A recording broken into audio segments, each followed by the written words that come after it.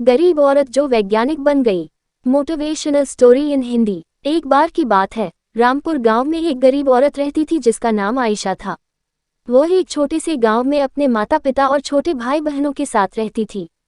उसके पिता एक किसान थे, लेकिन खेत बहुत उपजाऊ नहीं था और वे अक्सर किसी तरह का गुजारा करते थे। आयशा एक बुद्धिमान और जिज्ञासु लड़की थी। वो अपने आसपास की दुनिया के बारे में जानना पसंद करती थी। वो एक वैज्ञानिक बनने का सपना देखती थी, लेकिन वह जानती थी कि अपने परिवार की वित्तीय स्थिति के कारण उसे अपना लक्ष्य हासिल करना मुश्किल होगा। एक दिन आयशा के पिता बीमार पड़ गए। वो काम करने में असमर्थ थे और परिवार की आय और भी कम हो गई। आयशा को अपने परिवार की मदद करने के लिए स्कूल छोड़ना पड़ा। आयशा ने अपने परिवार का समर्थन करने के लिए कड़ी मेहनत की। उसने घरों की सफाई और खेतों में काम करने जैसे अजीब अजीब काम किए। उसने स्थानीय बाजार में सब्जियां बेचना भी शुरू किया।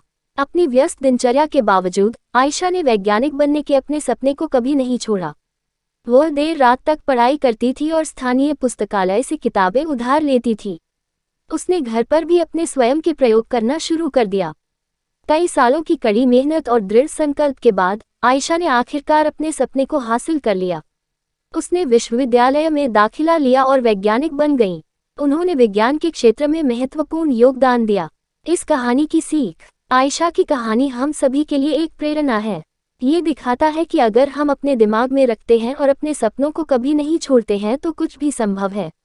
ये भी दिखाता है कि हमारे जुनून का पालन करना भी महत्वपूर्ण है, भले ही यह मुश्किल हो।